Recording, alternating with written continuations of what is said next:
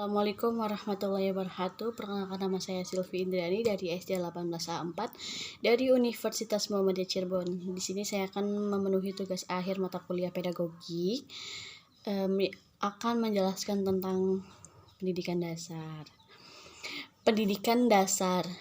Pendidikan dasar adalah bagian terpadu dari sistem pendidikan formal. Pendidikan dasar merupakan pendidikan yang lamanya 9 tahun yang diselenggarakan selama 6 tahun di sekolah dasar dan 3 tahun di sekolah SMP atau sekolah menengah pertama. Satuan pendidikan yang sederajat menjabaran pendidikan dasar 9 tahun ini disusun dalam rangka mencapai tujuan nasional dalam bidang pendidikan dengan memperhatikan tahap-tahap perkembangan siswanya dan kesesuaian dengan lingkungan, kebutuhan pembangunan nasional.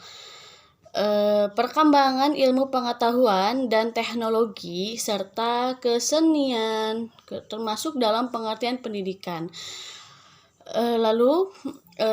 Letak perbedaannya pada siswa saja. Artinya, pendidikan di sekolah dasar ini titik temunya itu berbeda dan terpusat pada siswa kelas dasar antara kelas 1 sampai kelas 6 pada kurun waktu usia 6 sampai 7 tahun hingga 12 sampai 13 tahun. Dengan ketentuan materi dan pokok bahasan yang diatur tersendiri dalam GBPPM atau garis-garis besar pengajaran. Pendidikan dasar yang berkenan dalam sekolah dasar menekankan kemampuan dan keterampilan dasar, yaitu baca, tulis, dan menghitung. Biasanya kita bisa nyingkatnya dengan calistung. Baca, tulis, dan hitung ini menambah, mengurangi, membagi, menggali, mengukur, mensederhanakan, memahami juga, tentunya memahami bentuk geometrik juga, dan lain-lain yang dapat diterapkan dalam kehidupan sehari-hari. Lalu di sini kita akan bahas tentang tujuan pendidikan dasar 9 tahun. Tujuan pendidikan dasar 9 tahun ini bertujuan sejalan dengan tujuan pendidikan nasional, yakni memberikan bekal kemampuan dasar pada siswa untuk mengembangkan kehidupan sebagai pribadi, anggota masyarakat, keluarga, negara, dan anggota umat manusia. Selanjutnya, serta mempersiapkan untuk pendidikan yang lebih maju. Yang kedua, kurikulum pendidikan dasar. Kurikulum pendidikan dasar ini merupakan perangkat perencanaan pengaturan mengenai isi dan bahan pengajar serta cara yang digunakan sebagai pedoman penyelenggaraan kegiatan belajar di SD maupun di SMP. Isi kurikulum pendidikan dasar ini wajib memuat sekurang-kurangnya bahan kajian dan pelajaran tentang pendidikan Pancasila, pendidikan agama, pendidikan kewarganegaraan, bahasa Indonesia, membaca, menulis, matematika, termasuk menghitung, pengantar sains, dan teknologi ilmu bumi, sejarah nasional, sejarah umum, kerajinan, kesenian dan olahraga atau jasmani dan rohani, lalu bisa ditambahkan dengan sastra Inggris.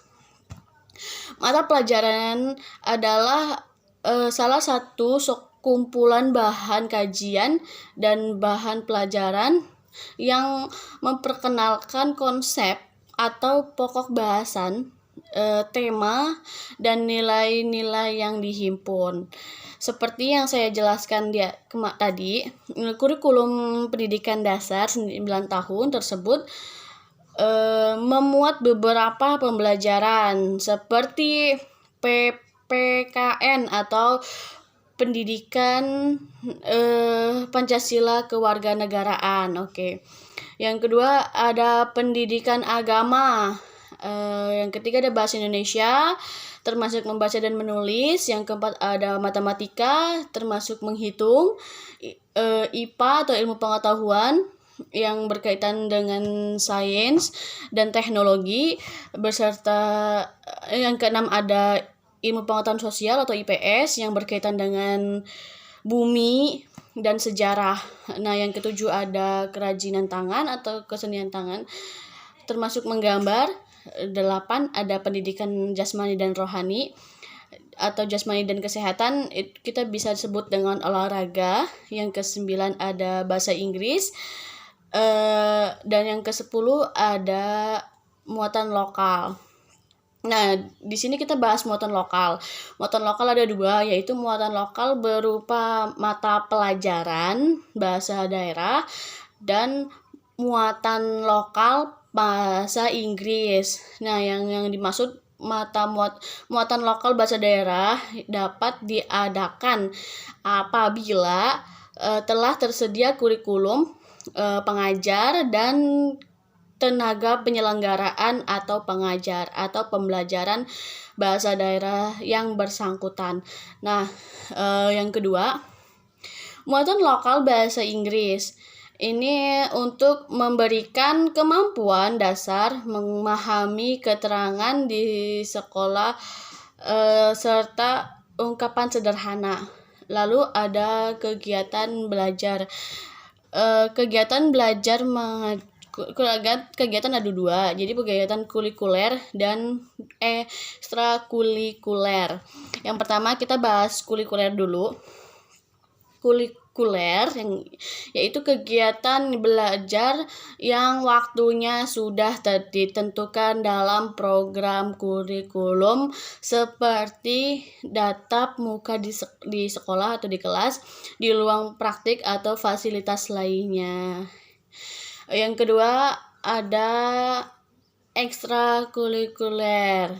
Jadi kegiatan ekstrakurikuler ini biasanya belajar yang waktunya di luar waktu yang telah ditentukan dalam susunan program seperti kegiatan pengayaan, perbaikan yang berkaitan dengan program pendidikan atau kegiatan lain yang bertujuan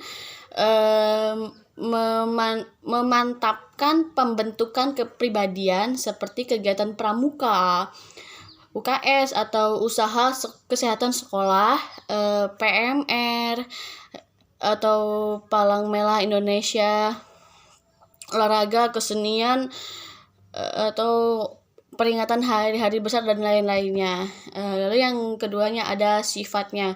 Sifat kurikulum nasional ini sifatnya bersifat 80% dan kurikulum muatan lokal itu bersifat 20%. Artinya kurikulum ini yang 80% pembelajarannya ditetapkan secara nasional dan wajib dipelajari oleh semua siswa, baik di manapun. Sedangkan muatan lokal yang hanya 20% dan bahan kajian pembelajarannya ditentukan di daerah dan disesuaikan dengan keadaan lingkungan daerah. Lalu